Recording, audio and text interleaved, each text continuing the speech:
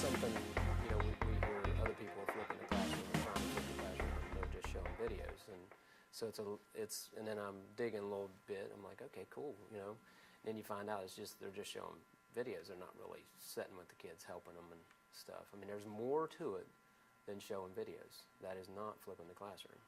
Excellent. You mentioned that you're not sitting at your desk. Yeah. Talk.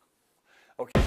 So what we do is when the kids come in, it's a very unusual thing if you would see it. They don't wait on me. All right, they just come in. They might grab a computer or some type of tablet device. Sometimes they use their phones, and they would just begin to work. Okay.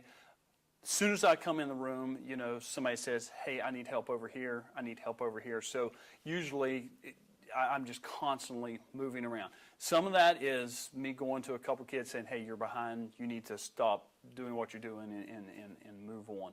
The freedom aspect of it for the disciplined kids works so well. For the undisciplined kids, they struggle. So that was the idea. Perfect. Tell me about the process in this classroom in West Virginia in 2014. What hardware are you using? What software are you using? Tell me about that process of making the videos. Okay, so to make the videos, I use Explain Everything, and when I first started, I just bought it myself. It was like $5, and I thought I'm going to give it a try and see how it goes. And so I tried it out, and I kind of liked it, and I got better and better with it. And then now, of course, they provide it free if you want it here. But I use an iPad, and then I have a box of iPads over there. We have 20 iPads, then we have some laptops also. But typically we use the iPads because the kids like that factor of it. But I make the videos, I upload them to schooltube.com, and I just try to give it some descriptive name so the kids can find it, and then I give them an outline of the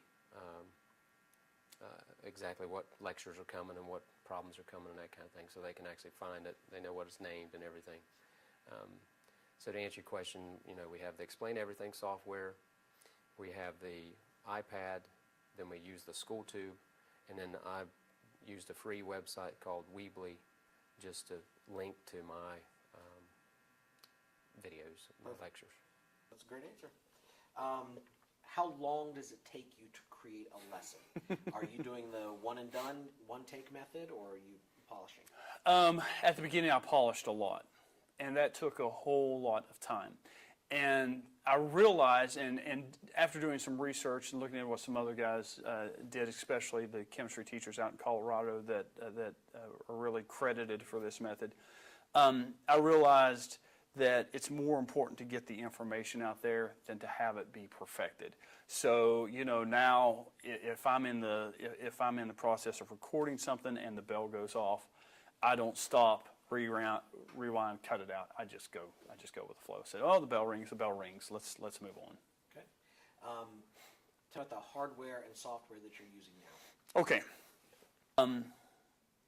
I use Explain Everything. It's a $5 app on a tablet.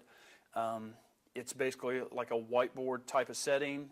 I write, it records. I can insert videos or pictures or different things like that. It does what I need it to do. And we post everything on SchoolTube. So I just have the iPad with Explain Everything on it. Click on Explain Everything. And I've got a bunch of videos up here, but let's just start a new one, that little plus over here. And say I want to talk about flipping the classroom. Now I'm not recording yet, so I'm not wasting any of their time. Done with that. Move it in the middle here. And let's just say we're just going to play for a minute. I'm ready to start recording. Okay, let's talk about flipping the classroom. And I should be recording now. Just want to, whatever your lecture is down here. Stop recording. It's done. Now I'm going to hit play. Okay, let's talk about flipping the classroom. And I should be recording now. So you see how easy it is. And now it's done. approximately how long does it take to make a video lesson? Do you do the one-take method? Or you just do it once and you're done? Well, when I first started this out, I wanted perfection because I'm used to doing things, well, and I just wanted to do a good job. And I still want to do a good job, don't get me wrong. But I got to the point where I would go and I would fix this little, I didn't speak this just right, or I had, maybe I said, or something like that, and I would go fix that in the video. And then it would take me, 3 hours to do one video. And I got to the point where I just said, okay, I'm going to make a video, just like I would if I was lecturing in front of them, and use that video. And then if I don't like it, next year I'll replace it, So now I just do the one take, maybe 2 takes, but I don't do the 20 fixes thing anymore. It's just too time consuming. Perfect. How do your students like this? Your high-flying students and your students that take more time? Most of them like it. I mean, most of them that are disciplined like it, because they can go at their own pace. And another thing that goes on that all teachers know, what this does, this really exposes kids who are having trouble.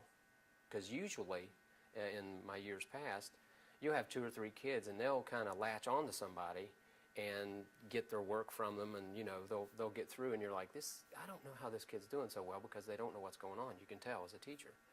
But now what happens is those other guys take off, and then this kid is stuck, and he's stuck doing it all himself.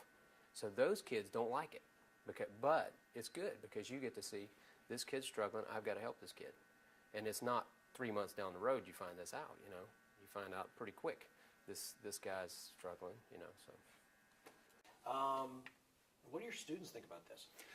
It's usually about an 80-20 split. Initially, they all love it, okay? As the year goes on, some of them really start to despise it because they take ownership for everything. The days of doing a worksheet and, kind of turning it in and kind of just, how do I put this, kind of gliding along, those days are gone, okay? And so for that reason, a lot of them don't like it. Your motivated students love this. It works well for your motivated students. However, it exposes lazy in a big way. And so, not naive about this, I know that there's a certain percentage of the students that really don't watch the videos. They might turn them on, but they really don't watch them. They'll copy the notes from somebody else or something like that. And what ends up happening is they get to test time and they don't do well. Now, the way we have it set up in the Flip Mastery, if you do not pass a unit test, you do not move on. You go back, you have to relearn something before you're allowed to move on. How are the parents dealing with this? I can't think of a single parent complaint.